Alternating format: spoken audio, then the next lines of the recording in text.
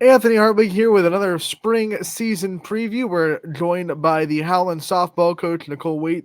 Coach, thank you so much for taking the time to join us today. Thank you for having me. All right, before we talk about this exciting Tigers team and obviously what you have in store this season, let's reflect a little bit on last year, talk about some of the things that you saw from the team as a whole and some of the lessons that you think can be carried from last year into this season. We ended up last year a little over 500. We lost in the sectional final to Field. They were a really good team. It was just a few small things that we couldn't get to execute that day.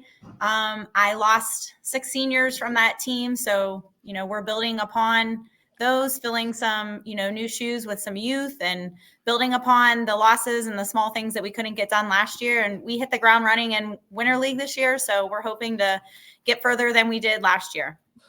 Yeah, let's talk about this year. Obviously, you did lose 6 seniors, which is a tough blow to any program, but you bring back some big names that everyone in the softball community knows for that Howland softball team. Talk about this year and some of the expectations you have, and then go into your roster and shout out the names that you have and the players that need to be watched by the Howland community. Sure. Us as a coaching staff are super excited for this year.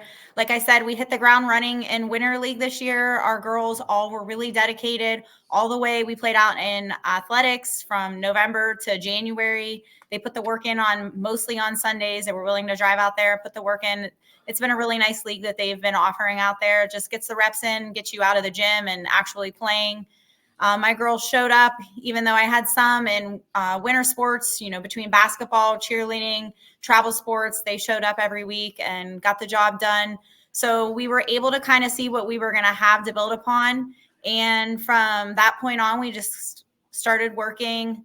I, of course, have 3 senior varsity players back. I have Zoe Tomko. She'll probably be playing right field and some second base for us. She always has a great attitude and just willing to do what we need her to do. Sid Vaness, who will be in left field for us. She's going to play at Washington and Jefferson. She's one of our captains. Sid's a great kid. She's always willing to carry equipment and do whatever we need her to do. She always has a good attitude and wanting to know what she can do to better the team. And of course, we have Alyssa Masucci back. She'll be at shortstop for us. And she is moving on after the season to play at Slippery Rock. You can't go wrong with those 3 seniors. They're great kids. They're on and off the field, good kids, good students, and just really supportive of the team. On the mound, we're going to have Brooke Tater back. Definitely can't go wrong with her. She is just a force to be reckoned with, whether she's on the mound, at the plate. She'll probably play some third base for us. She could really go anywhere we needed her to go.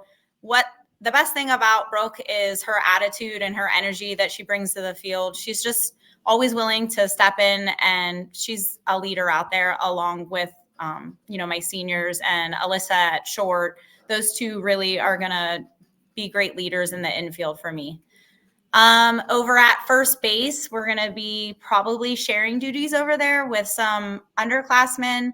Callie Lumen is going to probably be playing first base for us. She's a sophomore. She's also going to be doing some pitching at the JV level for us. I have Callie Vardavis, who is a junior. She will probably pitch in some first base for us. Over at second base, I have underclassman Lily Ansel. She's going to be playing some second base for us. She'll probably be sharing those duties with Zoe Tomko. Of course, we're going to have Masucci over at short. And then third is going to be shared between Tater when she's not on the mound and Maya Kabancic, who is one of my freshmen up on the varsity level this year. You guys are probably familiar with her name. This will be her 3rd varsity sport. So far this year, she's played volleyball, basketball, and now she'll be on the field for us for softball. I also have a couple other freshmen who are also going to be up at the varsity level with us. We're super excited about our young talent. We have Madison Schmitz is going to be in center field. And we're also going to have Bree Dieter is going to be behind the plate catcher for us, also a freshman. We're super excited about the competitive and travel experience that Madison and Bree bring to us.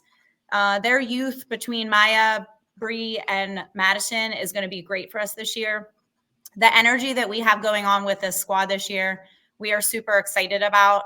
So we're just looking forward to the year. The energy the coachableness that the girls have shown us so far this year, we as a staff are just so excited about. Could you bring up your seniors this year, and with such a young roster outside of them, how much have you already seen them set the tone and kind of set the standard for what is expected for the softball program to the younger players that are going to be mean a lot to your program for years to come? Yeah, we just talked about this last week at practice. We've talked about over the last couple of years, team chemistry and what the girls have on the field is something that us as coaches can't give them. And what we've seen so far this year with this squad, we're just super excited to build upon. And we talked about this year with only having 3 seniors, you obviously are going to have to rely upon some other, juniors, sophomores, and obviously the freshmen are in the mix. And it's not just going to be relied upon the seniors to make sure that stuff's getting done. And like I said, Brooke, is a leader, even though she's not a senior. She has always been in that leader role, but I've really seen her morph into even more of a leader this year. She's almost like a mini coach on the field sometimes. So between her and obviously Alyssa at short, and we all know what kind of experience Alyssa brings to us and what kind of athlete she is and her integrity and her example as a player on the field. And also Sid and Zoe are great seniors that lead by example as well. All right, let's go into your schedule. We'll start with your conference, which I have told many people who will listen, probably the hardest conference in the whole state of Ohio. If you find another one with a state champion and a state runner-up, let me know. I don't think there is one. And then you have to deal with Boardman and Warren Harding as well. Talk about this conference, what you kind of want to get out of it, and how you see it shaking out this year. You're right about our conference. It was actually interesting when we were up in Sandusky about 2 weeks ago. We saw some teams up there, and one of the teams that we saw was conference champs, and we played a pretty good game and put some runs on them. And they kept saying to us, wow, are you guys do you guys win with districts? Do you guys go to state? We're like, no, but I mean, we compete, but our conference is full of a state champion and a runner-up. I said, so it just goes to show you the difference in the area of what we have going on in Northeast Ohio, especially within our conference and the competition. So we're super excited to hit the ground running. We're excited to open up with Boardman. I think that we are pretty comparable to Boardman. I think it's going to be a great game. And, we play each other back-to-back, Monday at our place, Tuesday at their place. I think it's going to be great games for us to open up with. And, of course, we have Austintown, Canfield, Warren. They each have different dynamics going on. We obviously have some really strong pitching going on in our conference. We're super excited about our lineup this year, and we definitely think that we're going to be able to get some runs on the board. When you're talking about conference teams, do you think one of the advantages you have, and probably Boardman has too, and Warren Harding, when you're talking about Canfield and Fitch, is there's no lack of familiarity. Like, exactly what you're getting. There's no mystique there anymore. It's we've played them. Your seniors have played them 3 times now. Does that help you guys to know, hey, it's just Austintown Fitch? It's familiar. We know exactly what we're getting. We're getting a lot of really good things, but we at least know what we're getting into when we play a Fitch or a Canfield. I think it does help you know what you're getting into, but I don't think that you can always be, prepared for going in there. You can always just go in there and, do your best and try and get some hits and try and get some runs on the board. I think our freshmen I know Schmitz and Dieter and Kabancic are super excited to go in and see some of that pitching in our conference. They play some high travel ball caliber. So I know that they're super excited to go in and see what kind of pitching Austintown and Boardman and Warren and Canfield have to offer. An advantage for us, we always say in our conference, all of us have a pretty good pitcher. So I think our girls are used to going in and, here at practice, they get some hitting, practice against Brooke, who throws, really well and has really increased her speed over the last year. So it helps that our girls get to have hitting practice against a pitcher that's, caliber, same as them. As if the conference wasn't hard enough, I know you have stacked your non-conference schedule with plenty of tough teams that will also prepare you for tournament time. Who are teams that you're kind of excited about in the non-conference that you think are going to be those teams that really do challenge you and get you ready for postseason? We're super excited to play Lakeview again this year. We lost to them last year non-conference. We kind of had like a rain out. We had to cancel. We had the game was going one way, and then we had to come back and play it. It kind of changed the dynamics of things, but they're they're young like us and have some good pitching. So we're excited to play them. We're excited to play Ursuline. We're going to play them under the lights this year at YSU. So we're always excited to play them. Poland, we're heading out to play on their new field this year. We have been scheduled to play each other the last couple of years, but unfortunately, weather hasn't cooperated. Columbiana has been tough the last couple of years. We've had great matches against them. So those are a couple that probably stick out at the top of my mind. Yeah, you brought up weather, and it's a question that every coach has to be asked every spring. How do you navigate, the weather of Ohio? Obviously, this week, just for example, not a lot of scrimmages happening in 32-degree weather today.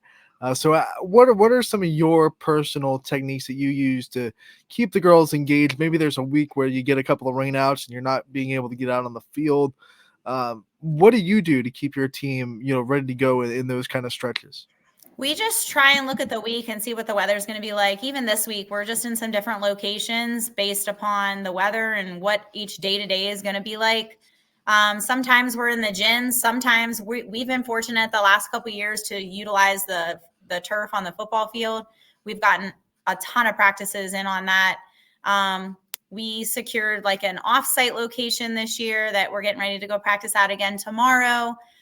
So just being able to get in, our girls have been super great this season so far with the unpredictability of the weather. And, they've just been willing to put in the work in no matter where we're at, whether we're up top in the upper gym, just getting some reps in for hitting, whether we're on the gymnasium court, getting some fielding in, or we're down at the turf, trying to utilize the whole field. We have the last 2 years utilized some equipment so that we're able to get some games in on the turf when maybe our field or maybe somebody else's field is too wet. We secured a portable backstop and also some turf bases. And it's really been nice. We played like our whole Tony Ross tournament there on the turf last year. And it's not like, obviously it's not the most ideal. It's not plan A, but it's a great plan B. So we probably played 6 games on the turf last year. Coach, I want to give you the time before we let you go to shout out your coaching staff. We know that you don't do it alone. You have great people behind you.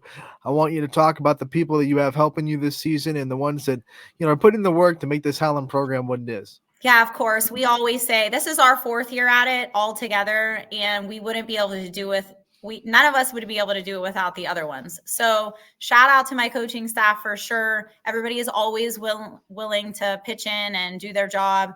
My assistants up at the varsity level, I have Alicia Perry. Alicia's very knowledgeable of the game. She coaches high caliber travel ball with the Bandits program. She is awesome at teaching technique and strategizing. I have Coach Haley Andrella. She is our pitching coach. She's the one calling the pitches for Tater or whoever else is on the mound. And she's great too. And at the JV level, my head coach, Stacy Baxter, she's back with us. The girls love her. She loves being down there with them, and she's always up supporting us when she can be as well. And also Coach Hannah Burke, she is the assistant at JV. Hannah is has a pitching background, and she's able to get the pitch calls and that down at the JV level. All right, Coach. One thing I have to say about Coach Andrella, and I've seen you guys plenty of times, she is a great game calling pitches. When you have a pitcher like Brooke Tater, if you don't have someone that can also know how to use her and call the right pitches at the right time, then you know as well as I do.